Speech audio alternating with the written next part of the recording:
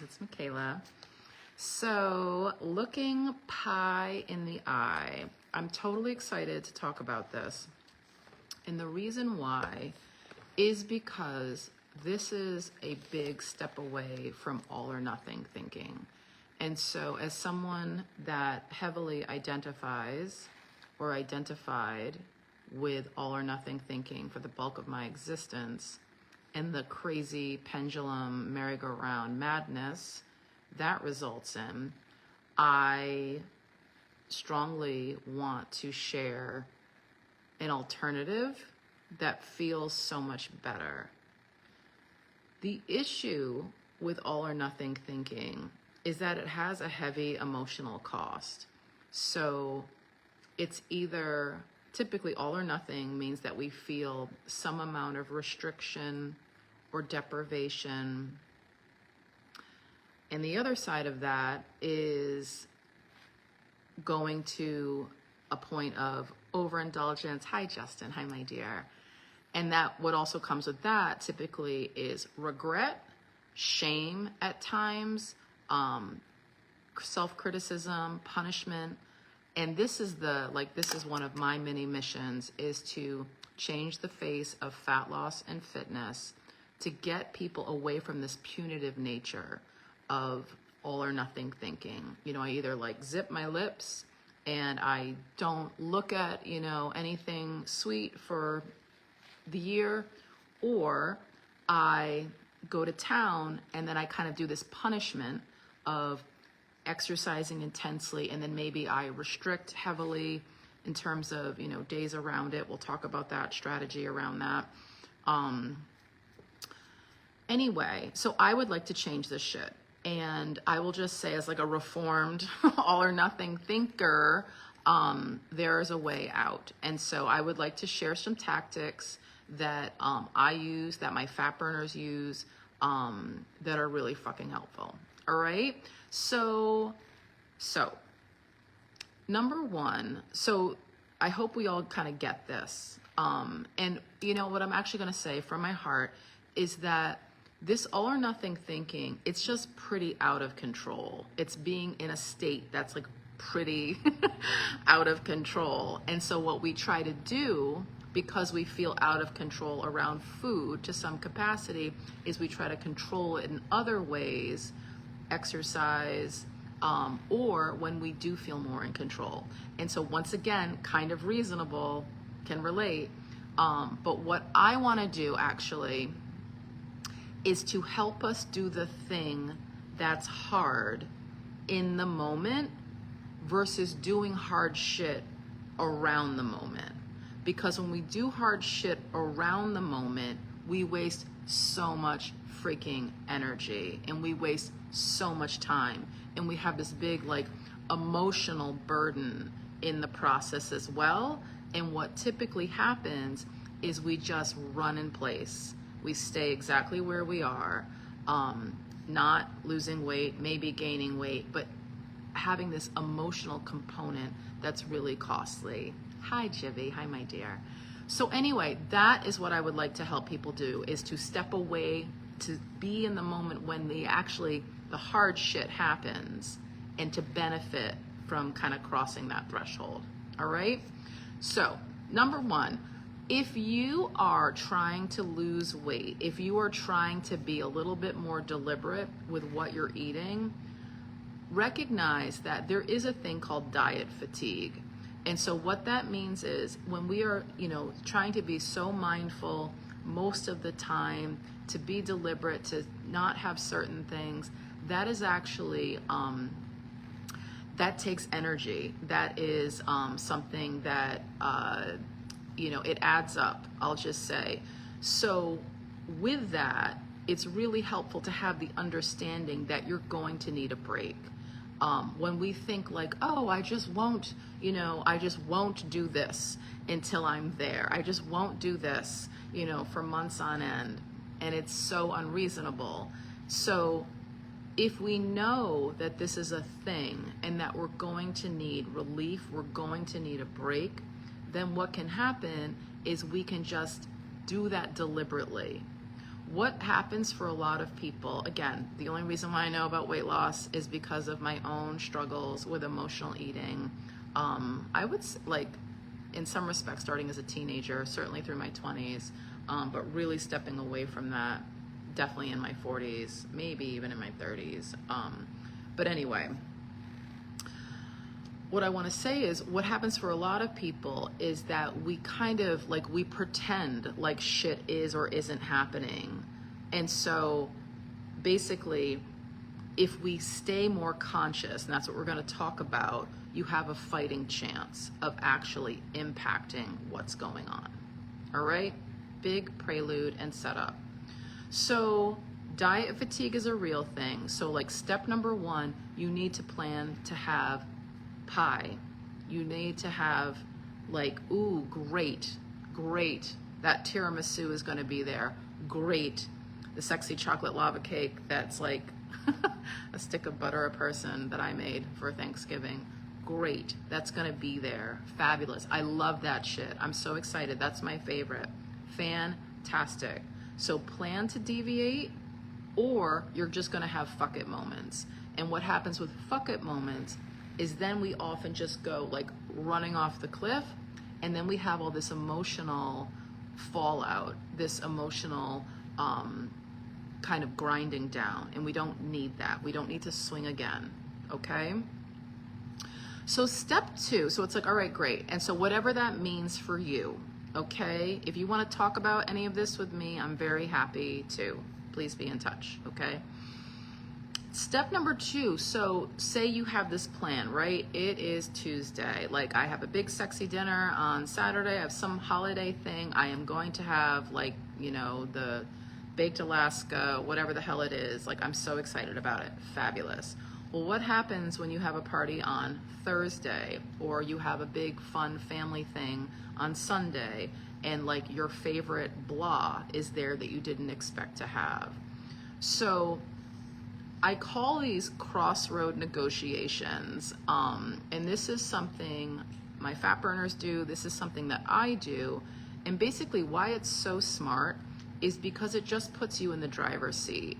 So often, especially around aiming to lose weight, adopt a certain diet, do something particular, not do something else, what often ends up happening is we put ourselves in this childlike role. So it's like, nope, you know, I can't have this. I'm not allowed to do that. I'm trying to be good. Ooh, you know, that's bad. Like, I shouldn't do that. I'm being bad. And what ends up happening is when we treat ourselves like a child with this all or nothing thinking, basically there's going to be a point where we rebel and say, fuck it. And so we go from having nothing, right, to saying fuck it and kind of having everything. So something I ask my fat burners a lot, directly, all the time, is, do you really want that? And so it's like, there are going to be donuts. There's going to be ice cream. We're going to a brewery. Like, this is something that I think is so useful to recognize, is that there is delicious food everywhere, all the time. Like, if you're on this live with me, you probably have access to what you might want any time of the day. And so the thing that I wish for people to recognize is that, like, delicious food is delicious. Like, if you enjoy alcohol, typically maybe that tastes good, that feels good. But if you have an awareness that it's like, I don't always want the impact of what these choices make, then how do we make better choices in ways that feel easy? Okay? So crossroad negotiations, this is what I have dubbed this. And what that means is, so that question, do you really want this? And it's not a loaded question. It's not a trick question. It's a question to elicit honesty. And so basically, the more conscious you can stay when you're aiming to do something different, something challenging, something that you'd rather fucking not be doing, the more conscious you can stay, the more you will enable yourself to actually have to make the choice that you stand behind, to get the result that you desire, okay? This is hard shit. And actually, this is the hardest stuff that fat burners do. When people talk about, oh, you work so hard, it's like, no, this is the hard shit. It's this crossroad moment where it's like, duh, I kind of really fucking want this stuff. And it's like, do you really want this? So it's not spending hours in the gym. It's not never having cake. It's not going hungry. It's not wrestling with cravings and trying to ignore ourselves. This is the hard shit. And this is kind of it for fat burners. So do you really want this? And so the invitation that I present with my fat burners is to evaluate that. Because the deal is, chocolate cake typically is tasty, but it actually might not be the best cake. It might not be so delicious. It might not be what you actually want right now. You might be kind of full already. You might have that like, oh my God, you know, my family's getting together. I'm going out with my husband. We're going to the most amazing restaurant. I can't wait to have this creme brulee. Like, so when we start to actually like look at a bigger picture beyond cake is tasty, we get a better answer from ourselves, not because of what we're supposed to be doing or not because of what we're not supposed to be doing. Okay? So when we actually ask ourselves, do we really want this? Sometimes the answer is yes. We'll get to that. But when you ask yourself, this is actually, I'll brag about this. So 3 years ago, more than that, a good 3 years ago, I stepped away from alcohol pretty significantly. And so it's like, you know, would you like some wine? Would you like a drink? Like we're, you know, at a bar, we're out. Like it could be great always, but I didn't want to be drinking all the time, or I didn't want to be drinking more than very little, very seldom. And so the thing that enabled me to do what I wanted to do, despite this, this opportunity, this like temptation, was to focus on what I did not want. And I'm going to say this, if you want to motivate yourself to do anything, focus on what you don't want. Because in reality, pain is infinitely more compelling than pleasure. So if you focus on, like, do I really want this kind of generic, pedestrian, like, you know, version of chocolate cake that just happens to be at like my nephew's birthday party? Do I want this shit, you know, this bakery sheet pan cake with like an inch of super sugary frosting? When you think about it, it's like, do I really want like the possibility of gaining weight? Like, do I want to backslide from where I am? Do I want this like sugar rush? Do I want to feel shitty? Like, I know this is not going to make me feel great. Do I want to feel inflamed? Do I want to feel bloated? Do I want to feel gross? This is like poor for my health. Like, if you're dealing with anything health related, sugar is shit for your body. Like, you know, it's like, ugh, I don't want to eat a lot of sugar. I don't want to feel shitty tomorrow. I don't want to crave more sugar tomorrow. Like, I don't want to feel regretful. I don't want to feel ashamed. Like, I don't want to be beating myself up about this. And so what ends up happening is you just give yourself a moment. And what you do is you start to make an argument for all of the cons attached to this one choice. And what ends up happening is when you focus on this shit, it's like it dwarfs the pros. It's like, oh, chocolate cake, it's sweet, it's tasty, it's delicious. And it's like, that would be fun. That could feel good. But it's like the cons list is mountainous. And so anyway, so that's super easy. If you want to help yourself to not do something, look at all of the shit that you do not want to be dealing with. Okay? I'm going to keep talking about this. Or if it's like, you know what, I haven't had all sweets all week.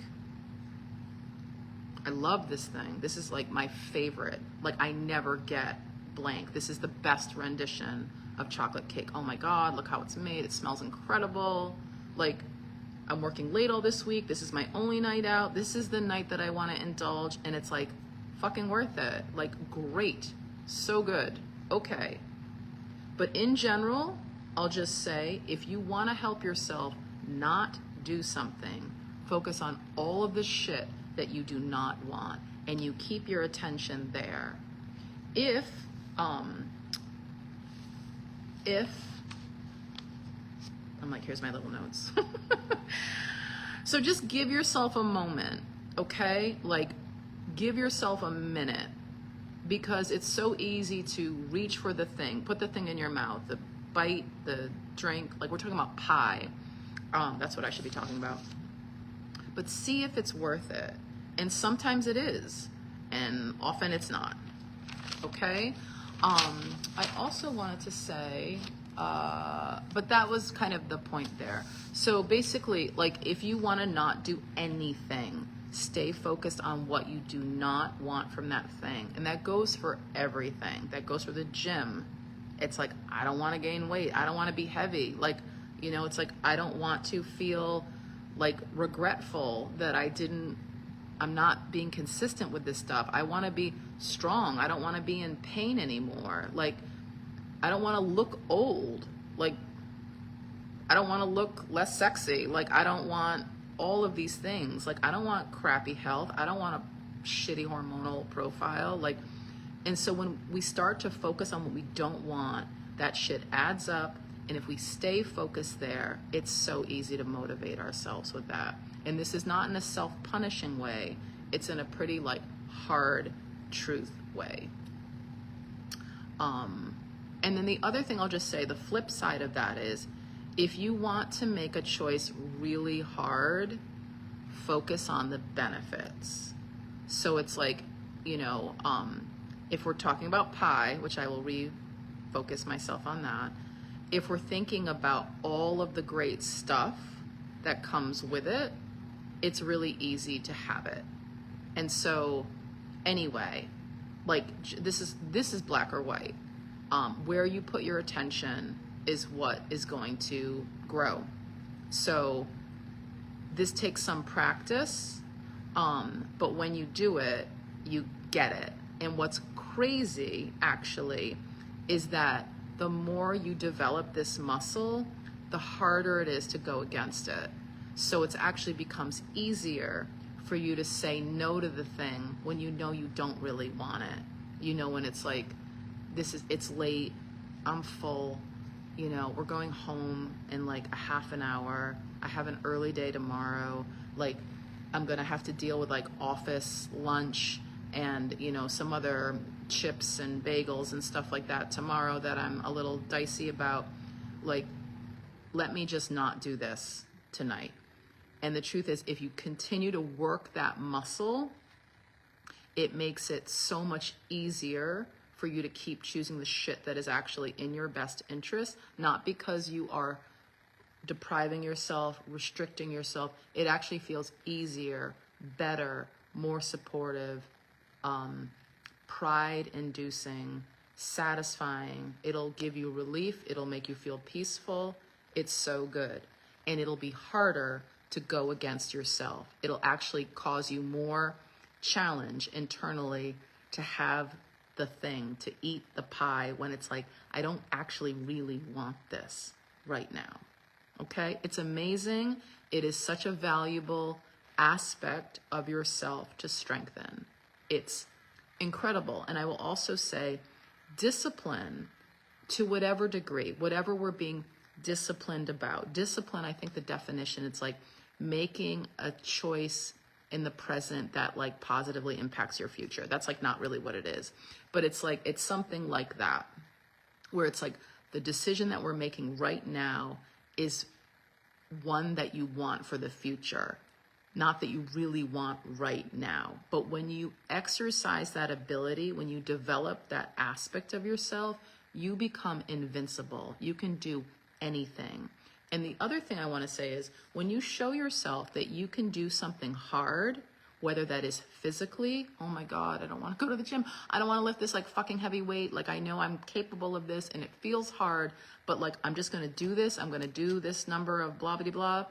When you do that, when you go through something mental, like, yeah, this pie, like I kind of want it, but I also don't want it, or something emotional, which is like, I need to have this conversation. I'm so like nervous about it. I feel so vulnerable, but I know I need to have it. It's like when you go through those thresholds, it's like you go through like fire and it's like you become forged in steel. Like it's just so amazing. You become invincible. You become bulletproof. It's so good. It's like the best use of your energy and your efforts. I hope I have made a strong point about that. So then, and the other thing I just want to say is that, you know, what we reinforce gets stronger. So this is actually a really useful thing, and this is really useful for emotional eating. So for those of us that have struggled with this, kind of like out of control eating, compulsive eating, I'm not going to do this, look at me doing this, I'm burrowing to the bottom of a jar of peanut butter. The hardest thing about doing things that don't feel at choice is that you think, you know, I'm being told just not to do it. I will just, oh, great, right, that's easy. I just won't eat this pie. I won't eat all this pie. Oh, okay, tell me what else to do. The biggest thing that I want to share about this is when you do something once, it becomes easier the next time. And this is for all elements of us, emotionally, mentally, physically. We literally become stronger. We become more accustomed. And so it becomes more familiar. It's easier because now we kind of know what the deal is. Our body has literally responded to that challenge and is ready for it again, more ready. So just a little like love here. If you ever feel like, oh my God, I can't go through this like fucking fire, like every goddamn time, you don't have to. It will become easier. And so what I just like the, you know, promised land that I've already stated, which is, so not only will it become easier to do, it'll also become harder to not do. And that's like fucking gold, where it's like, oh my God, it's harder for me to go against myself. It's harder for me to do something that I don't really want to do. Like, it's easier for me to honor myself. It's easier for me to respect, you know, my wishes and my promise to myself. Like, wow, that's amazing. And that's true. Okay.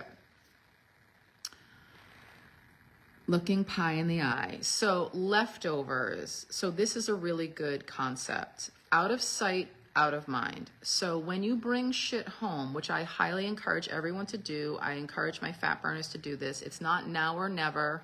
You know, it's like if you're full, I talked about this in our holiday eating video. At the end of the meal, like, my God, dessert is there. Take it home. Be like overly expressive and appreciative to the host. Take it home. I'm going to take this home. Or I'm going to say this too. If it was like, man, we're at this, you know, cocktail thing and there's all these desserts, and I don't really want this shit tonight, get it later. Okay? If it stays on your mind, get it.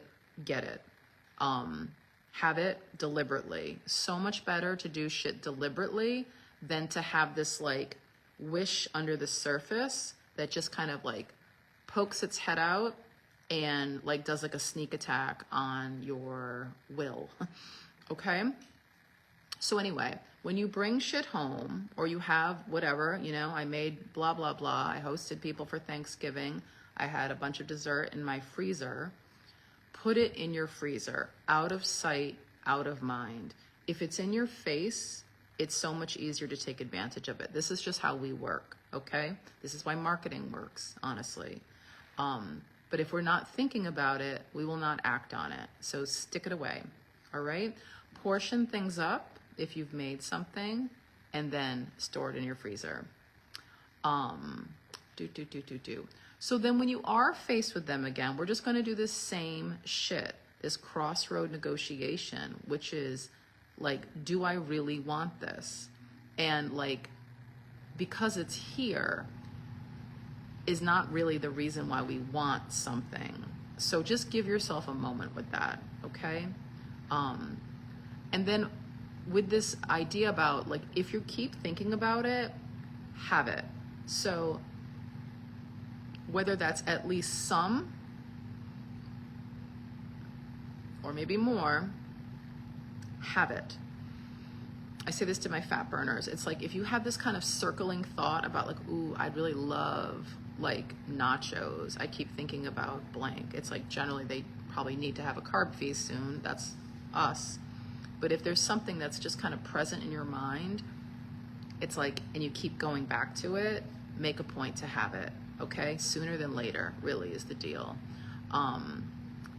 And so if you don't, it's just easy to say, fuck it. And so, and if you have a weak moment, it's just gonna be like, awesome. Like, let me just belly up to this, you know, pie plate. So I just wanted to talk about also the concept of eating it all. And so I can totally appreciate that thinking, because it's like, now it's gone, it's done, I don't have to deal with it anymore. So I'm eating it to kind of like get rid of it. And so I just want to point out two options. So you absolutely could do that, right? One little bit is that like, delicious food is everywhere. Like, delicious food is constant, and especially around the holidays, like, it's only going to increase. So you might not want to have that thinking, because it's just going to keep coming. All right? You can't get rid of it, because it's being made. It's coming in larger amounts as we continue on this month. So you could eat all of the stuff that's in your home and not have to deal with it anymore mentally. And so if you do, here's a little strategy. If you're like, it's dinner, I'm having a lot of this, like, you know, pecan pie. Typically with desserts, we have a lot of carbohydrates and a lot of fat. So what you want to do is you just want to account for that. And what that means is, don't have a lot of fat and a lot of carbohydrates in your meal if you know you're going to have a lot of fat and carbohydrates in your dessert, which is going to be a larger part of your meal.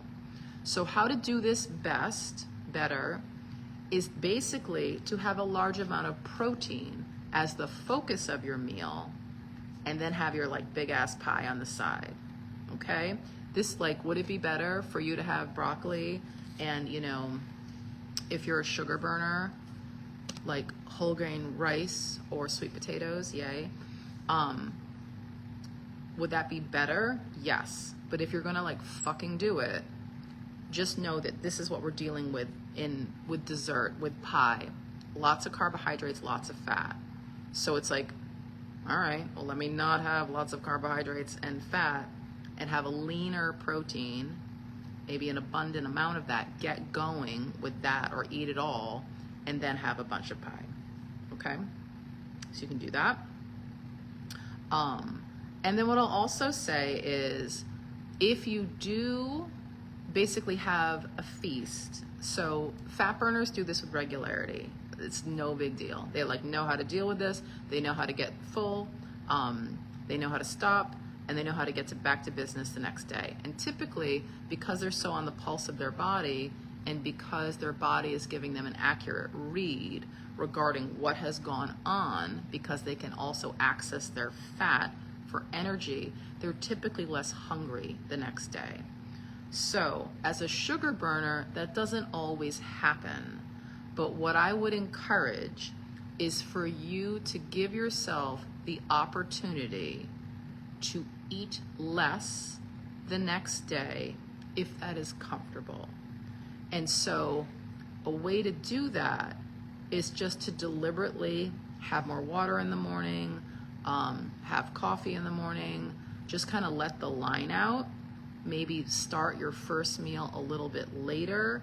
Maybe it's a little bit lighter. Wherever your like weak spot is, whether that's like, you know, oh my God, dinner is like a holy feast, or, you know, I go to bed early, I don't even care about food later in the day, but I have like, you know, breakfast is my thing. Like whatever it is, aim to kind of like maybe lighten the load a little bit, and maybe push out either when you start your first meal or when you end your last meal, okay? And so this isn't like, now I won't eat all day because I ate a bunch of pie for dinner. If that is not how your body feels,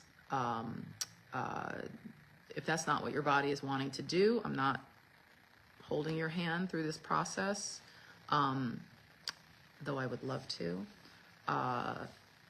So anyway, so if you're a sugar burner and you're really hungry, it's like, just like start slow, have water, drink fluids, have coffee, have tea, like see what's reasonable, start when it's clear that it's like, I need to eat, okay. And if you know yourself to eat more at one meal or another, see if you can kind of dial the other ones down a little bit, or dial the main one down a little bit. But essentially, it's like less is more when we're kind of going for it, and having a bit of excess. So again, fat burners easily do this. We have deliberate carb feasts.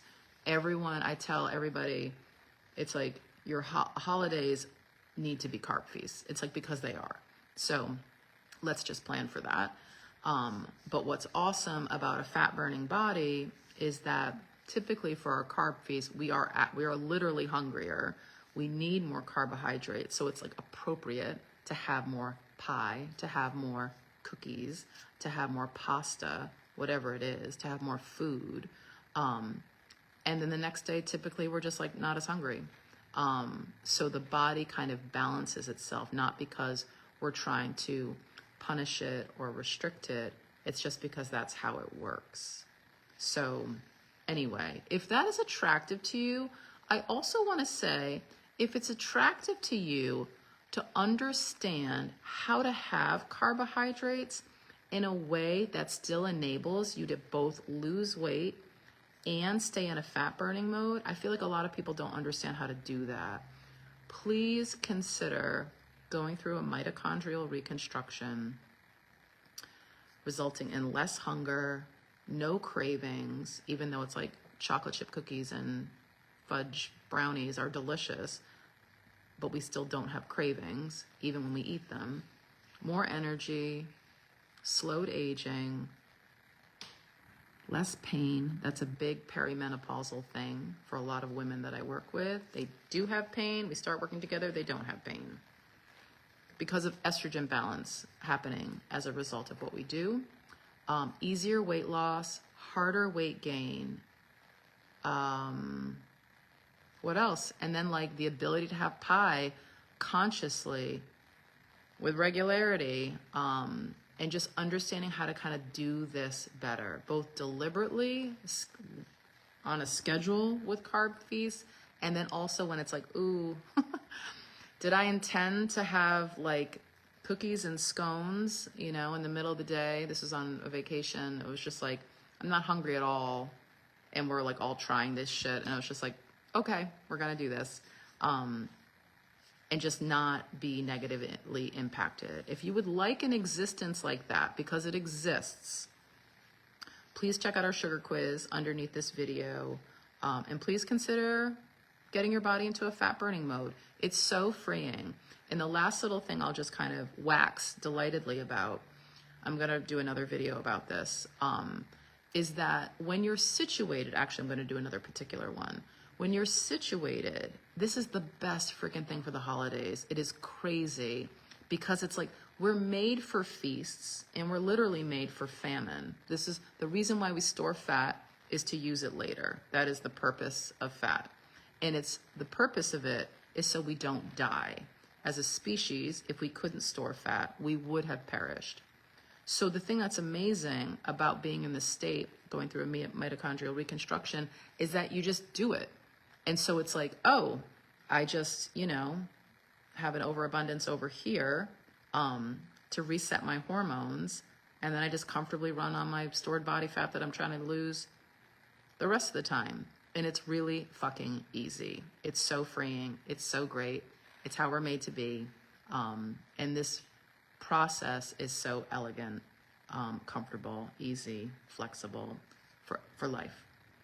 Okay? Should you wish to know more about that, would love to share more. Please check out that sugar quiz. See what percentage of fuel you are burning, sugar-wise, fat-wise, and that can just be very eye-opening because that determines kind of everything. That determines how much weight's on your frame, how easy it is to lose weight, how hungry you are, if you have cravings, how much energy you have access to, and your health.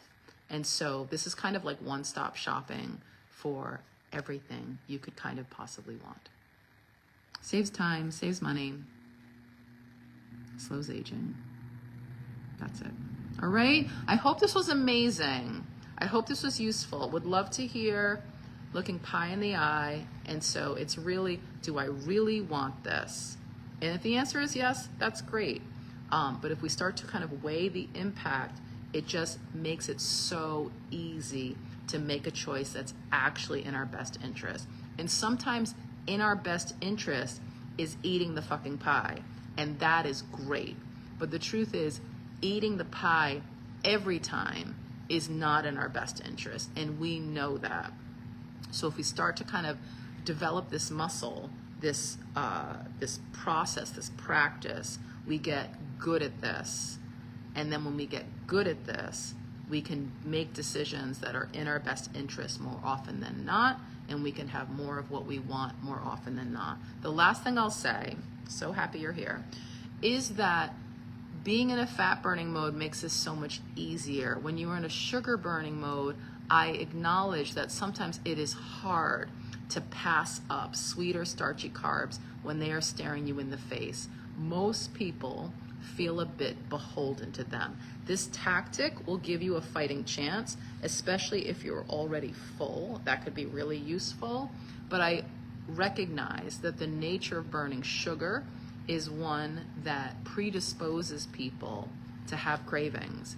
And so when we're faced with the opportunity to eat pie and we want it, it looks delicious, it can be a lot more challenging to say no, okay? And the big thing is that's a matter of wiring versus willpower.